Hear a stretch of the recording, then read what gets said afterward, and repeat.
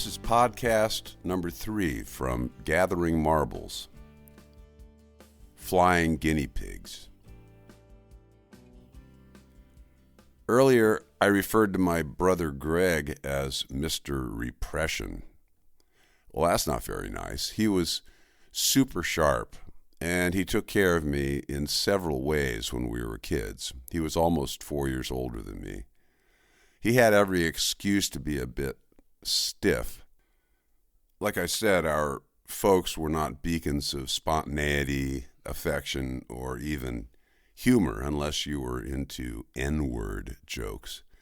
But maybe those just stand out in my memory. I know my parents had friends who we liked, so they couldn't have been that effed up. God, it's way too hard to get into the parents. Let's just skip it. Everybody's got these stories, right? They did their best. Greg, on the other hand, deserves his own book, really. He grew into the big brother role as I grew old enough for him to influence. Among other things, he modeled for me how to be painfully self-conscious, but he had his own version of adventuring for sure. We went sledding in Virginia and played catch, baseballs usually. He started bringing home 45s. Big John and yellow polka dot bikini both stand out in my memory.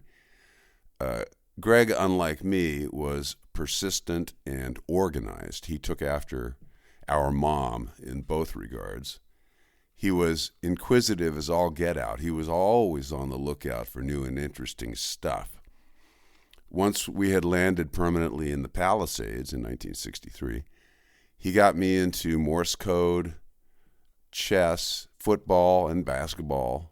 We used to go down to Pally, and he would have me hold the football so he could kick field goals. And one time he actually cleared a 35-yarder. He brought home comedy records and then classic best of albums by Phil Harris, the Kingston Trio, then Folsom Prison by Johnny Cash. We flew paper airplanes off of the bluffs up above the coast highway. One of them almost reached the road. Hundreds didn't. We did experiments in mental telepathy. He bought a used Honda 90 motorbike from Stewart, and one time we rode it all the way up to Point Magoo, 38 miles, and back on the Pacific Coast Highway. Did Mom know this? Did we even have helmets? Big G, as he came to be known, got me into Stan Freberg, the Hornblower novels, and later the Master and Commander series, and science fiction. He also picked on me a good deal. The ripoff was that when I finally got to be big enough to beat him up, I didn't want to. Once he had made his way to Austin, Texas as a graduate law school at UT, he started sending me hugely influential records by the likes of Asleep at the Wheel and Jerry Jeff Walker.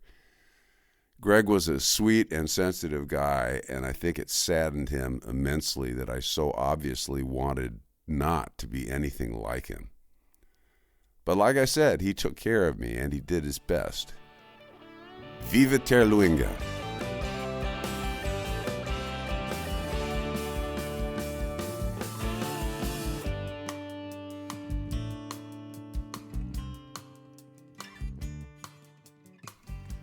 Little boys should never be set loose with magnifying glasses or BB guns without supervision. I'm sure the same can be said for some little girls.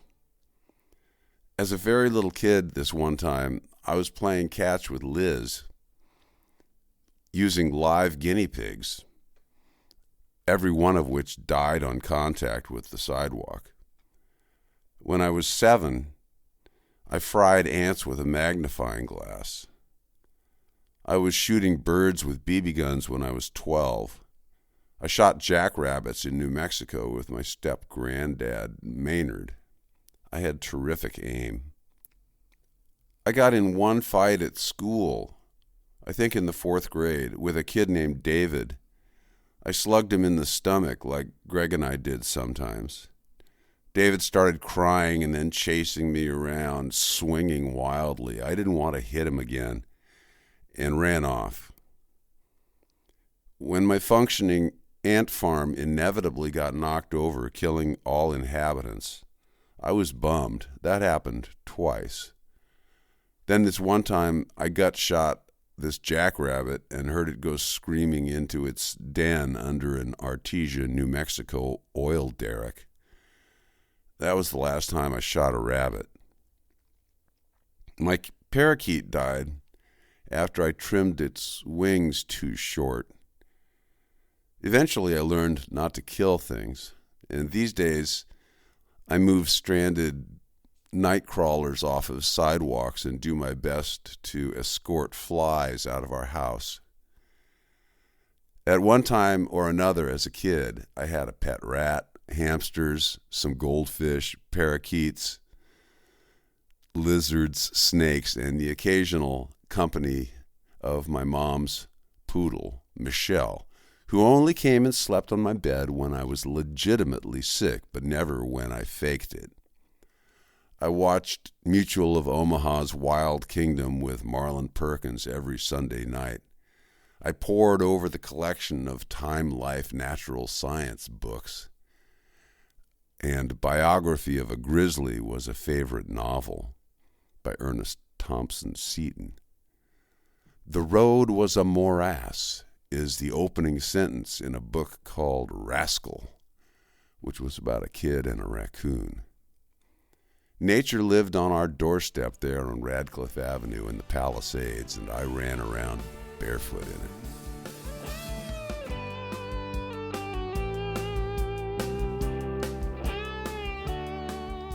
I can't remember a science class as a kid that made any sort of impression on me.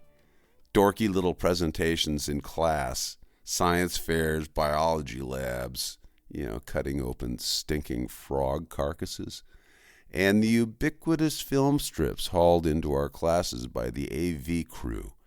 This model of instruction seemed designed to squelch any kid's natural incipient fascination with the workings of the world.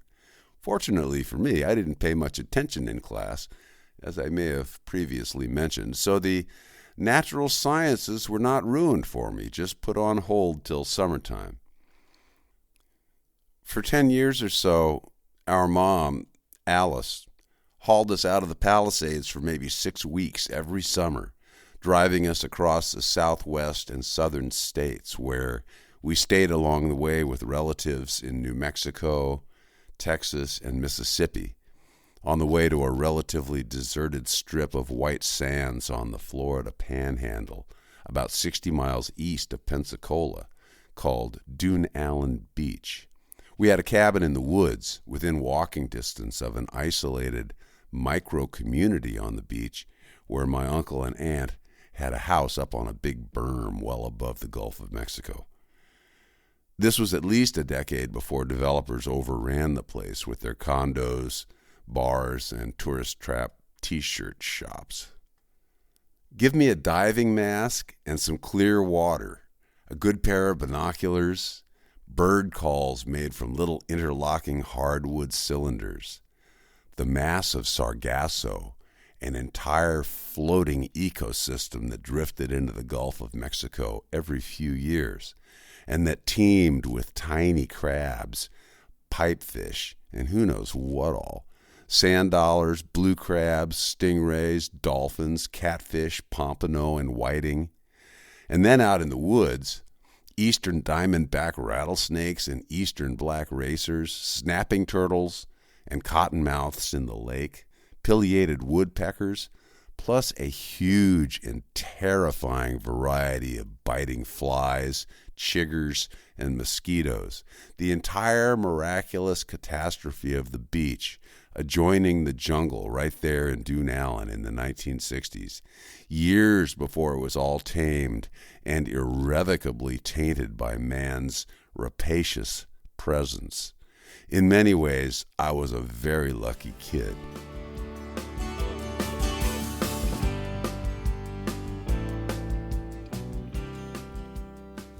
After 2 uneven years at Cal Poly San Luis Obispo, I finally fell into a biology groove.